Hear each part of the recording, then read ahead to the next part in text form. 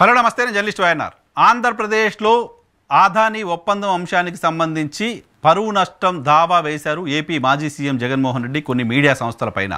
ఆదాని ఒప్పందంలో భాగంగా జగన్మోహన్ రెడ్డికి భారీగా లబ్ధి చేకూరింది అంటూ కొన్ని పత్రికలు రాస్తూ వచ్చాయి. ఆ లబ్ధి వందల కోట్ల రూపాయలు ఉంది అంటూ రాస్తూ వచ్చాయి. గతంలో ఆదానితో జగన్మోహన్ రెడ్డి చేసిన సమావేశాలు కూడా ఈ కుట్రలో భాగమేనంటూ రాశాయి. సో గతంలో సమావేశాల కారణంగానే విద్యుత్ ఒప్పందాలు చేసుకుని భారీగా డబ్బులు జగన్మోహన్ రెడ్డి దోచేశారు అంటూ రాశాయి. సో ఆదాని జగన్ ఒప్పందం దేశానికి మచ్చగా రాశాయి. ఆదాని జగన్ ఒప్పందం ఆంధ్రప్రదేశ్ నష్టం కలిగిస్తుంది అంటూ రాశాయి.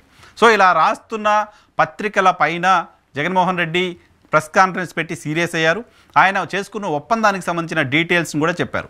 కర్ణాటక, ఒరిస్సా, తమిళనాడు, ఛత్తీస్గఢ్, జమ్మూ కాశ్మీర్ లాంటి రాష్ట్రాలు కొన్న విద్యుత్ కంటే, వాళ్ళు కొన్న ధర కంటే తక్కువ ధరకు తాను విద్యుత్ కొనుగోలు చేస్తే కుంభకోణం ఎలా అవుతుంది? పాయింట్ నెంబర్ 1 ఆయన అడిగింది. గుజరాత్, రాజస్థాన్ రాష్ట్రాలు తక్కువ కొన్నాయి కదా అనే ప్రశ్నకు, అవి నైబర్ స్టేట్స్గా ఉన్నాయి, అక్కడ ట్రాన్స్మిషన్ ఛార్జీలు కూడా తక్కువగా ఉంటాయి కాబట్టి అక్కడ తక్కువకే ఇచ్చారు. మనం చాలా దూరంగా ఉన్నాం కాబట్టి వచ్చే 25 సంవత్సరాలకు సంబంధించిన రేట్ ఇది కాబట్టి మనం ₹2.49 కొన్నామనే విషయాన్ని ఆయన చెప్తూ వచ్చారు. దాంతోపాటు ట్రాన్స్మిషన్ ఛార్జీలు లేకుండానే మనం విద్యుత్ తీసుకుంటున్నాం. ట్రాన్స్మిషన్ ఛార్జీల రూపంలో మరో ₹2 పైగా యూనిట్కి పడే పరిస్థితి ఉంటుంది. ఆ ఖర్చు మనం లేకుండా చేస్తున్నాం కాబట్టి ఇది ఆంధ్రప్రదేశ్ రాష్ట్రానికి ప్రయోజనం కలిగించే నిర్ణయంగా ఆయన చెప్తూ వచ్చారు. పైగా సెకీ అనే సంస్థ తనకు తానుగా విద్యుత్ తీసుకోండి అంటూ ఒక లేఖ రాస్తే ఆ లేఖకు స్పందనగా మాత్రమే ఈ విద్యుత్ తీసుకోవడానికి మేము ముందుకు వచ్చాము. ఆ సమయంలో పీపీఎల్ రద్దు చేసిన అంశానికి సంబంధించి ఆంధ్రప్రదేశ్లో ఉన్న ప్రతిపక్షం రకరకాల కేసులు వేసి ప్రభుత్వాన్ని ఇబ్బందులు పెడుతున్న నేపథ్యంలో అప్పుడున్న వాతావరణంలో రైతులకు ఉచితంగా విద్యుత్ ఇవ్వడానికి సంబంధించి ఉన్న ఏకైక ఆప్షన్గా మాకు సెకీ రాసిన లెటర్ కనపడింది. సో వాళ్ళు తక్కువకి ఇస్తా అంటున్నారు, ట్రాన్స్మిషన్ ఛార్జీలు లేకుండా ఇస్తా అంటున్నారు, పైగా ప్రభుత్వ రంగ సంస్థ కాబట్టి అక్కడ నుంచి కొనుగోలు చేయాలని నిర్ణయం తీసుకున్నాం. ఈ నిర్ణయాన్ని నేను తీసుకోకుండా సెకీ రాసిన లెటర్ని కనుక పక్కన పెట్టుంటే ₹2.49 సెకీ పవర్ ఇస్తానంటే జగన్మోహన్ రెడ్డి ఎందుకు తీసుకోకుండా పక్కన పెట్టారు?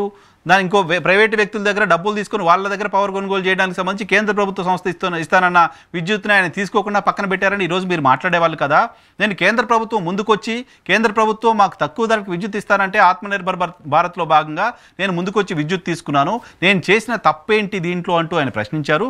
పైగా కేంద్ర ప్రభుత్వం భారతీయ జనతా పార్టీ మోదీ గారి నాయకత్వంలో దేశవ్యాప్తంగా విద్యుత్ రంగంలో సంస్కరణలు తీసుకురావడంలో భాగంగా విద్యుత్కు సంబంధించిన ఇబ్బందులు లేకుండా చేయడంలో భాగంగా ఆత్మనిర్భర్ భారత్ అనే స్కీమ్లో భాగంగా విద్యుత్ని అన్ని రాష్ట్రాలకు అవైలబిలిటీని పెంచే ప్రయత్నం చేస్తే దాన్ని అప్రిషియేట్ చేయాల్సింది పోయి, తక్కువ ధరకు నేను విద్యుత్ కొంటే నన్ను అప్రిషియేట్ చేసి అభినందించాల్సింది పోయి ఈ రకంగా దుర్మార్గంగా వార్తలు ఎందుకు రాస్తున్నారు?